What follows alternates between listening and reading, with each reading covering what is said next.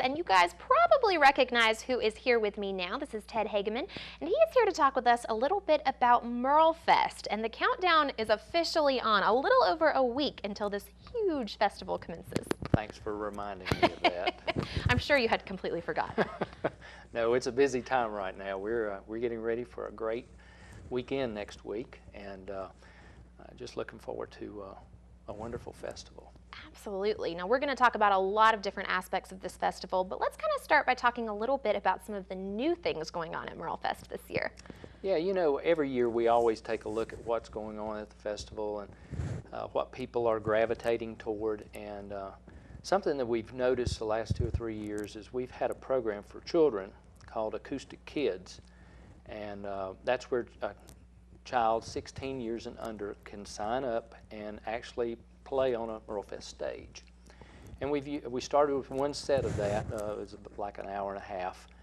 That thing has grown and grown, and this year we're actually adding a third set, which will mean more and more kids can participate. It is not a competition. It's just an opportunity for them to show their talents. Right. And it's amazing what you see on those stages. I bet so. And it's a great tool for children also to kind of encourage them in music and to carry on our tradition. How awesome. A lot of young talent, I'm guessing. Yes. Very So that's cool. one of the things we're going to be doing this year. We also have a unique performance on Friday afternoon called Banjo Rama. And Pete Wernick, who is known as Dr. Banjo, he teaches, he's well known all over the world. He and about 12 other world-class banjo players will do a special set on Friday afternoon on the Watson stage, so we're excited about that. Awesome. We've also got a new set that will happen on Friday morning of the festival. It's called the Doc and Merle Watson Performing Arts Showcase.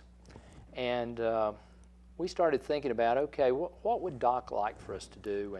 And we started looking at, you know, we've got a lot of up-and-coming bands and talent in the area. So this is going to be programmed with a lot of up-and-coming artists that we feel that do have a good chance to make it in the music industry. And Doc played such a key role in so many people's career. Right. We just think this really ties in well with what he would want. So, so that's something new as well. We've got expanded shopping as far as our arts and crafts, and you can go and shop at Merlefest and the shops at Merlefest, and there are a lot of unique things that you just wouldn't find in any mall. So, so that's exciting too. Absolutely. I love some good shopping. Now, for people like myself who have never been to Merlefest or coming for the very first time this year, I'm so excited, by the way, give us some tips. What do you have to make sure you do or try? I would probably first of all go to our website, which is merlefest.org, and we have some of those tips listed there. Perfect. Things like you need a comfortable pair of shoes. You probably need to throw a poncho in. That just makes sure that the rain stays away. Right. Some sunscreen, because we're going to need lots of sunscreen next weekend. But the main thing is looking at the schedule. Because we do a blend of music, Doc actually called it Traditional Plus. And we said, what does that mean? And he said, well, it's traditional mountain music plus anything else we wanted to play. Okay. So we've got a wide variety, a very diverse variety of performers that play at Merlefest. So it's important to kind of go through and look at the things, maybe some names that you do recognize, and then also look at some of the things that you don't recognize. But there's information about our artist and the schedule, and that's something else that I would recommend. As far as parking, we're unique in that we don't charge you to park. Wonderful. If you'll look for the signs coming off of 421, exit 286B, they will direct you to our blue lot parking lot. And there will be a volunteer there to help you park. We have shuttle buses run by the local scout troops, and they will shuttle you at no charge to the front gate. And when you get in there, we'll give you a free program, which gives you all the information that you'll need about the festival. So we'll take good care of you and make sure you get where you need to go. Sounds like it. Now, you must have a lot of repeat people coming to Merlefest, people who have been coming for years and years and years.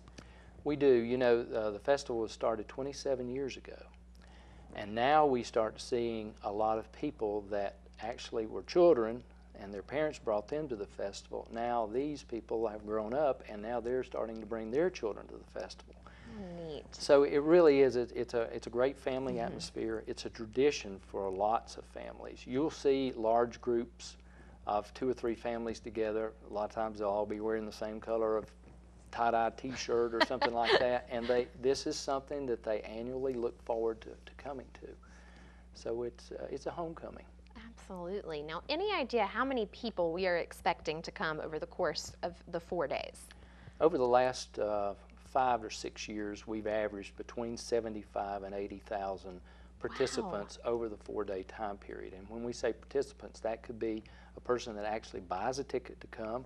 It could be a volunteer or a member of a volunteer group. You know, we'll use about 4,500 volunteers during this process, which is amazing. But that's part of that 75 to 80,000 people. Wow. Now, are you still in need of volunteers? We are still taking volunteer applications. You can go again to our website, and that'll give you some instructions about volunteering. It is pretty full, I will say that. Thankfully, we do have people that want to volunteer every year.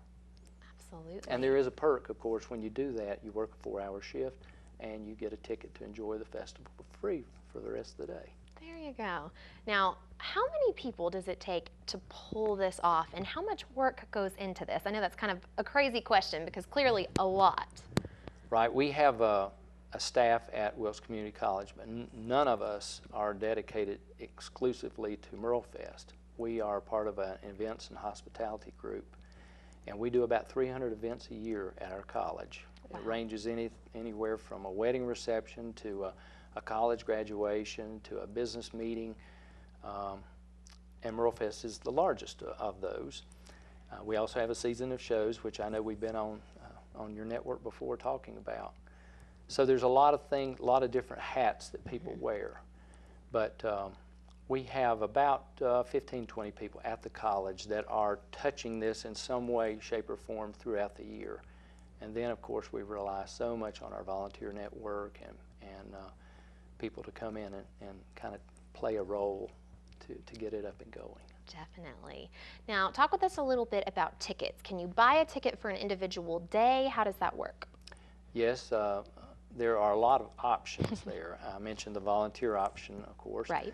You can buy a single-day ticket, you can buy a 3-day ticket, or a 4-day ticket. And on top of that, we also offer a 4-day ticket that you can buy a reserve seat or even a patron package, which allows you backstage access, meals backstage, and things like that. So there's a ticket for everyone.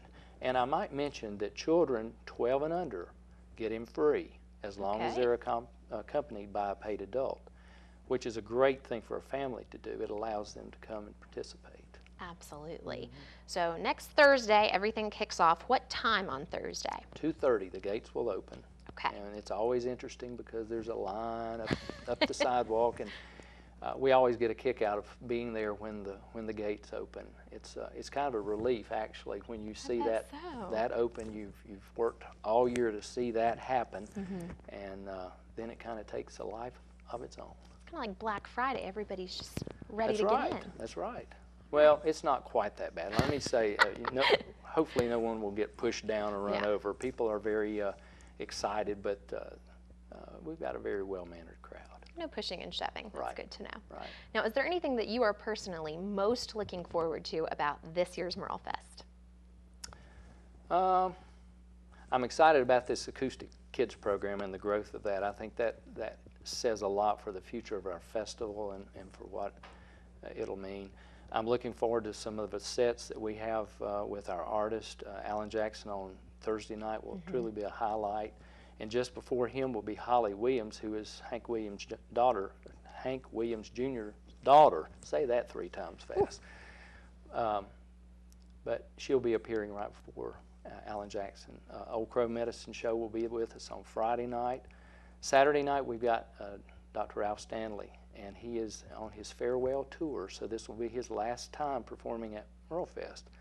And so that'll be a special night. And then on Sunday afternoon we've got Merle Haggard and Daleen Vincent. So there's going to be some neat things going on this year.